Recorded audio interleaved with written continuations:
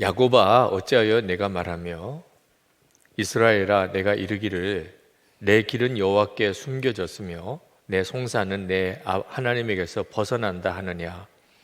너는 알지 못하였느냐 듣지 못하였느냐. 영원하신 하나님 여호와 땅 끝까지 창조하신 이는 피곤하지 아니하시며 곤비하지 아니하시며 명철이 한이 없으시며 피곤한 자에게는 능력을 주시며 무능한 자에게는 힘을 더하시나니 소년이라도 피곤하며 곤비하며 장정이라도 넘어지며 쓰러지되 오직 여호와를 앙망하는 자는 새 힘을 얻으리니 독수리가 날개치며 올라감 같을 것이요 다른 박질하여도 곤비하지 아니하겠고 걸어가도 피곤하지 아니하리로다. 아멘.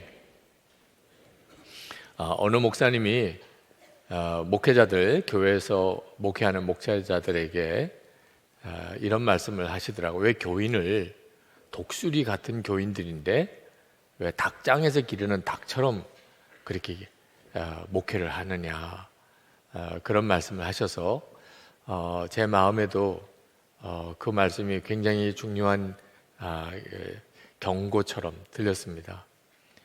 여러분이 독수리 같으신데 닭장에 모아둔 것 같아서 죄송합니다. 사실 우리의 믿음의 한계죠. 믿음의 한계예요. 내가 독수리인지 닭인지에 대해서 우리 스스로도 혼란스럽습니다. 여러분은 독수리 같아요? 닭 같아요? 전에 한번 그 질문을 여러분에게 드렸던 적이 있습니다. 우리 제자훈련 하면서도 도전한 내용이고요. 정태기 목사님 목회자들에게 강의하실 때 이 산에 올라가서 독수리 알을 가져온 농부 이야기를 했습니다. 그 독수리 알을 가져다가 그 집에 있는 닭장에서 부화를 시켰습니다. 이 독수리가 자기가 닭인 줄 아는 거예요. 닭장에서 부화를 했으니까. 이 새 종류는 자기가 알에서 부화하는 순간에 이렇게 본 것이 어민 줄로 생각하는 거예요. 그러니까 닭이 자기 어민 줄로 생각하고 그 덩치가 큰 독수리가 꼭 닭처럼 그렇게 거기 닭장에 갇혀 있는 거죠. 그 이야기를 하시면서 목회자들에게 여러분은 여러분 자신을 독수리라고 생각하십니까? 닭이라고 생각하십니까? 그렇게 물으세요. 제가 전도사 시절이었기 때문에 저는 너무 당연히 병아리지요 이렇게 생각이 들었어요. 말은 안 해도. 아니 전도사가 자기를 어떻게 독수리라고 생각하겠어요? 나야 뿅아리지 그렇게 생각을 했습니다. 그랬더니 하시는 이야기가 여러분 중에 자기를 닭이라고 생각하는 목사님들이 계실 겁니다. 꼭 저보고 하는 이야기 같았어요. 그러면서 하시는 이야기가 여러분은 독수리입니다. 잘 안 믿어지셨어요. 이게 믿음은 믿어져야 되는 거죠. 내가 독수리처럼 생각하자. 그 믿음 아니거든요. 내가 독수리라고 확신이 와야 독수리죠. 나는 닭이라고 믿어지는데 생각만 자꾸 독수리라고 한다고 그게 독수리가 되는 거 아니거든요. 근데 그날 생각을 확 바꾸어 주셨어요. 하나님이. 내가 독수리구나 하는 거예요.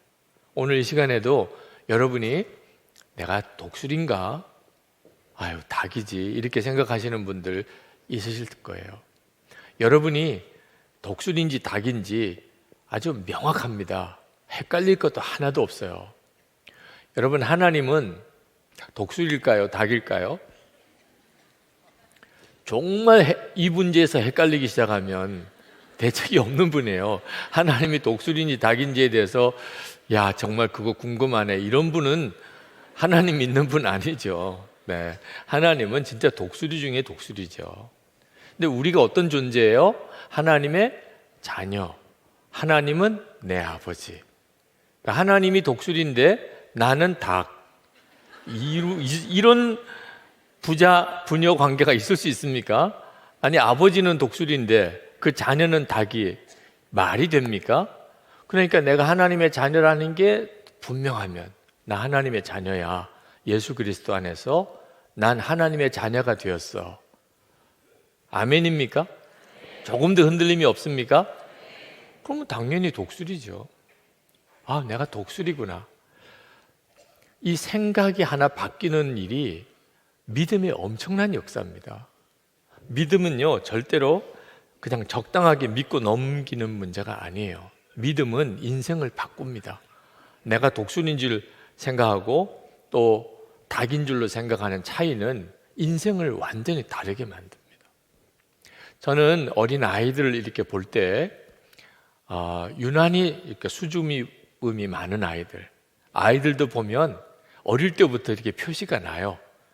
리더십이 있는 아이, 적극적인 아이, 표현이 강한 아이, 똑똑한 아이, 이런 아이들은 벌써 어려서 이렇게 딱 표시가 납니다. 야, 얘는 앞으로 뭔가 큰일을 할 만하겠다. 근데 전혀 그런 게 안 보이는 아이들이 있어요. 그냥 수줍고 눈도 잘 안 맞추려고 그러고 말 한마디도 그냥 똑똑하게 못하고 또 조금만 힘들면 울기나 잘하고 뭐가 되려는지 이 아이가 그런 심히 걱정스러운 아이들이 있죠. 그런 아이들을 이렇게 볼 때마다 제 마음이 아주 특별해요. 그런 아이들이 더 관심이 가요. 왜냐하면 제가 어릴 때 그랬거든. 제가 어릴 때 그랬으니까 그런 아이들이 더 관심이 가요. 그랬던 그 어린 아이가 지금 이렇게 됐어요. 그러니까 특별히 관심이 가는 거예요. 꼭 어릴 때 막 똑똑해 보이고 말 똑똑히 잘하고 자기 의사표현 분명하고 이런 아이만 하나님이 쓰시는 게 아니더라고요. 어릴 때는 누구도 참 가치를 인정해 주지 않았고 그 정말 병아리 중에 병아리 이렇게밖에 안 보이던 그 아이도 주를 만나면 그러면 이렇게도 쓰임을 받더라고요. 제가 어릴 때 누군가가 저에게 예수 그리스도 안에서 너는 독수리다, 그 점을 분명하게 저에게 가르쳐주는 분이 있었다면, 너는 절대로 병아리가 아니야, 그런 걸 가르쳐주는 분이 있었다면 지금 제가 얼마나 정말 독수리 같은 그런 주의 종의 삶을 살 수 있었을까. 그 점이 좀 아쉬워요. 정말 주님이 신실하게 쓰실 수 있는 종이 되는 것, 그렇게 하나님 앞에 쓰임 받다가 주님 앞에 가야 하는데 여전히 지금도 저는 그 점에 대해서 부족함이 많아요. 왜냐하면 그 믿음의 눈이 열리는 것이 너무 늦었기 때문에. 여러분, 만약에 여러분 안에 자꾸 자기 자신에 대해서 비참한 이야기가 나오는 사람, 하나님이 나를 복 주신 건 아닌가 봐, 나는 뭐 이것도 못하고 저것도 안 되고, 내가 뭐 할 수 있는 존재겠어, 이런 말이 자꾸 나오는 사람은 그걸 굉장히 조심스럽게 생각해야 돼요. 왜냐하면 믿음에서 나오는 것이니까. 실상이 그런 게 아니고 믿음이 그런 믿음이니까 나오는 거예요. 내가 닭이지, 그런 믿음 가지고 있으니까 말이 그렇게 나오는 겁니다. 이사야 선지자가 그 점이 너무너무 안타까웠어요. 이스라엘 백성들이 하는 말이 완전히 믿음 없는 말만 하는 겁니다. 그래서 27절에 야곱아 어찌하여 내가 말하며 이스라엘아 내가 이르기를 내 길은 여호와께 숨겨졌으며 내 송사는 내 하나님에게서 벗어난다 하느냐. 너 어째 그런 말 하느냐. 그러니 여러분, 앞으로 혼자 있을 때든지 집에서 부부 사이에 아이들하고 이야기하든지 교회에서 뭘 의논하든지 이왕 말을 할 거 믿음의 말을 해야 되겠다. 하나님이 다 들으신단 말이에요. 내가 믿음 없는 말, 하나님이 그렇게 사랑하셨고 은혜 주셨고 구원해 주셨는데 하나님 내게 복 주신 건 없다, 다 하나님이 들으신단 말입니다. 그러니 그 사람이 무슨 하나님의 역사를 더 감당할 수 있겠어요? 믿음 없는 말만 계속 하고 있으니. 그러니 지금 현재 여러분의 처지가 힘들고 어려워도 우리에게 세상 사람들이 없는 길이 하나 있는데 그게 하나님이시죠. 하나님이요. 그러니까 말 한마디라도 하나님이 영광 받으실 말, 하나님께서 넌 참 믿음이 귀하다. 그 처지와 형편은 전혀 그럴 수가 없는데 찬양하고 감사하고 우리가 여호수아와 갈렙처럼 주님이 하십니다. 주님의 약속은 반드시 이루어지지 않습니까? 우리가 주님 믿고 해봅시다. 뭐 이제 이런 형태로 믿음의 말을 하실 수 있어야 돼요. 이사야는 이스라엘 백성들에게 왜 그들이 믿음이 없는 말을 하는지를 정확히 지적을 해줍니다. 그건 세상만 바라보기 때문에, 세상만 바라보고 문제만 바라보고 안 되는 것만 바라보니까 믿음 없는 말만 나오는 거예요. 28절 29절에 보면 너는 알지 못하였느냐 듣지 못하였느냐 영원하신 하나님 여호와 땅끝까지 창조하신 이는 피곤하지 않으시며 곤비하지 않으시며 명철이 한이 없으시며 피곤한 자에게는 능력을 주시며 무능한 자에게는 힘을 더하시나니. 여러분, 이 말씀이 귀에 쟁쟁 울려야 돼요. 너는 알지 못하였느냐 듣지 못하였느냐. 하나님에 대해서 정말 듣지 못했습니까? 그렇게 성경 읽고 그렇게 설교 듣고 하면서 무슨 하나님에 대해서 들으셨습니까? 이사야가 지금 이스라엘 백성들에게 하고 있는 이야기예요.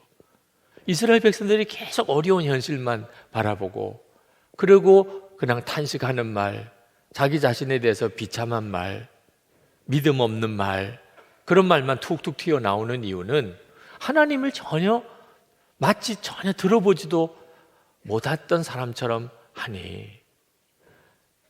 넌 하나님에 대해서 어떻게 들었냐?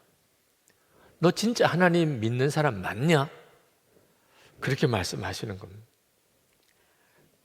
이사야 시편 42편 11절에 내 영혼아 내가 어찌하여 낙심하며 어찌하여 내 속에서 불안하여 하는가? 너는 하나님께 소망을 두라. 나는 그가 나타나 도우심으로 말미암아 내 하나님을 여전히 찬송하리로다. 다윗이 자기 자신과의 대화예요. 자기 자신과. 너 어째서 그렇게 낙심하며 너 어째서 그렇게 불안해하냐? 그러면서 하나님께 소망을 두라. 보이지 않는 하나님이시기 때문에 이건 정말 놀라운 믿음의 역사예요. 이 눈이 뜨여야 하는 겁니다. 하나님께 소망을 두라. 하나님이 계시구나. 그러면 찬송이 터져버리는 거예요. 갑자기 다윗의 탄식에서 찬송으로 바뀌어져 버리는 거예요. 하나님을 본 사람이에요. 오늘도 우리가 성령 집회에 오셔서 우리가 처음 찬양으로 하나님께 예배를 드릴 때 계속 주님을 바라보고 하나님을 바라보았잖아요. 그러니까 찬양이 점점점 뜨거워지는 거죠. 주를 바라보니까 찬양이 나오는 겁니다. 그래서 이것이 이제 그분에게 있어서는 신조가 됐어요. 나는 무조건 기다릴 거야. 괜히 휘둘러 가지고 헛스윙해서 창피당하느니 가만히 있기만 해도 다 이런 좋은 일들이 생기는구나. 이게 이분의 인생 철학이 됐습니다. 그렇게 사는 사람 많습니다. 아유, 뭘 한다고 나서봐야 그 다 좋은 결과 안 나오고 그냥 가만히 기다리는 거지. 하여튼 그냥 떡이 굴러오도록 그렇게 기다리다 보면 굴러오지 뭐. 얼마나 이분이 나중에 후회가 되는지. 나를 향한 하나님의 계획은 한 번도 바라보지 않아. 나를 향한 하나님의 계획이라는 게 있을 거라는 생각도 못했어요. 그래서 하나님의 계획은 하나도 경험을 못하고 그렇게 한 인생을 이렇게 살았던 것에 대한 후회를 이야기했습니다. 여러분, 이 독수리라고 믿는 것과 닭이라고 믿는 것은 우리 인생을 이렇게 바꿉니다. 믿음은 그냥 교회만 다닌다고 그걸 믿음이라고 하는 게 아니고 착한 걸 믿음이라고 하는 것도 아닙니다. 우리는 믿는 사람이잖아요. 적어도 믿음은 분명해야 되는데 믿음은 교회 나오니까 믿음, 또 착하니까 믿음 아닙니다. 다윗이 골리앗 앞에 물맷돌 들고 서서 하나님을 믿고 그리고 그 거인 골리앗에게 물맷돌을 던질 때 그걸 믿음이라고 하는 거예요. 하나님이 안 계시면 다윗이 그냥 죽는 겁니다. 하나님을 믿으니까. 믿지 않는, 하나님을 믿지 않는 상상할 수 없는 결단과 행동을 할 수 있는 것. 여러분이 그런 믿음으로 지금 살고 계십니까? 지금 여러분들이 그런 믿음으로 하고 있는 일이 뭡니까? 계산해서 살고, 따져보고 살고, 다른 사람들이 다 그렇게 하니까 살고, 그거 말고 말이에요. 하나님을 정말 믿으니까, 정말 그걸 위해서 기도하며 나가는, 그게 뭐죠? 사람이 독수리 같은 사람과 닭 같은 사람의 차이가 거기서 갈라지는 거예요. 야, 저 사람은 도대체 어떤 사람이길래 저렇게 나갈까? 독수리 같은 믿음을 가지고 있으니까 그렇게 가는 거예요. 그건 전적으로 바라보는 대상이 하나님이시기 때문입니다. 나는 이것도 못해, 나는 저것도 없어, 나는 실패했어, 나는 이제 기회도 별로 없어, 하여튼 맨 없는 것에다가 초점을 두고 삽니다. 그러니 닭과 같은 형편의 인생을 사는 거예요. 여호와를 앙망하라. 도대체 나는 뭐가 있다고 말씀하시는 겁니까? 목사님, 도대체 나를 아세요? 내가 도대체 뭐가 있다고? 잃어버린 것에 초점 두지 말고 있는 것에다 초점을 두시라니, 뭐가 있다고 말씀하시는 겁니까? 여러분 중에 그렇게 말씀하실 분이 혹 있으시더라도 저는 담대하게 말씀드릴 수 있어요. 하나님이시잖아요. 하나님이 사랑하지 않는 분이 오늘 이 자리에 누가 있겠어요? 하나님이 사랑하지 않는데 오늘 이 자리에 올 이가 누가 있겠어요? 오직 여호와를 앙망하라. 우리의 문제는 하나님을 안 믿는 게 아닙니다. 우린 다 하나님 믿는 사람이에요. 그런데 오직 하나님을 앙망하느냐에는 문제가 있어요. 하나님을 믿기는 하는데 내가 바라보기는 돈, 내가 바라보기는 사람, 내가 바라보기는 우리 가정과 가문, 내가 가지고 있는 능력, 내 주변 환경, 하나님을 믿기는 하지요. 그런데 실제로 내가 정말 바라보는 것은 돈이고 사람이고 환경이고 능력이고, 그러면 절대로 독수리 같은 믿음으로 살지 못합니다.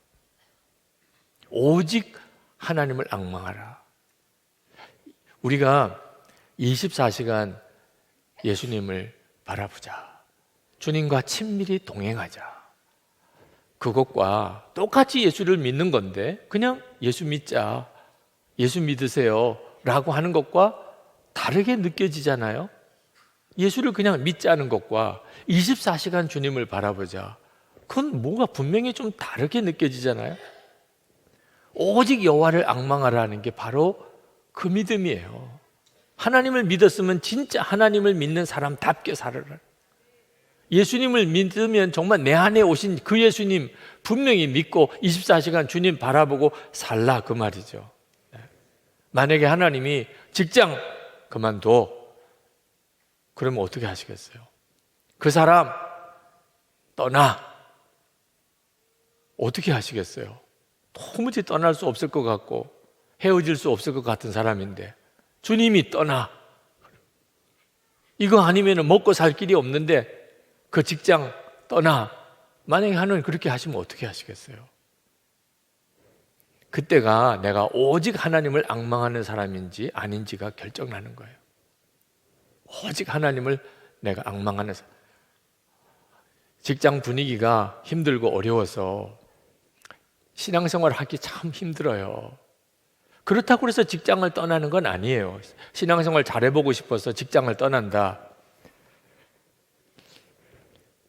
잘못 생각하면 하나님이 주신 사명지라는 말은 어렵다는 뜻입니다. 그런데 신앙생활 하기 어렵다고 다 떠나버리면 직장에 들어가서 전도는 누가 해요? 목사인 제가 할까요? 직장 직원이면, 그 회사 사원이면 얼마나 떳떳하게 사무실 한복판에 들어가서 같이 일하면서 거기서 주님의 증인 될 수 있잖아요. 물론 이런 경우는 떠나야죠. 들어갔더니 맨 불법을 행하고 하던 이 사회에 해악을 끼치는 그런 것들만 하는 회사예요. 그러면 세상 없는 돈을 준다고 그래도 과감하게 떠나야죠. 주님이 떠나! 그러면 떠날 수 있을까요? 하나님만 앙망한 사람은 할 수 있죠. 예수님 한 분이면 충분한 사람은 얼마든지 할 수 있죠. 그런데 실제로는 사람 바라보고 살았고 돈 바라보고 살았고 그런 사람은 하나님의 뜻이 뭔지 알아도 못하는 거예요. 나쁜 것 같지 않은데도 하나님이 너 그거 다 버려 그렇게 하시기도 하더라고요. 오직 하나님을 앙망하는지를 주님이 이렇게 다루시더라고요. 너는 정말 오직 나만 앙망하느냐. 여러분 그 점에 대해서 언제나 여러분 스스로가 준비되어져 있어야 돼요.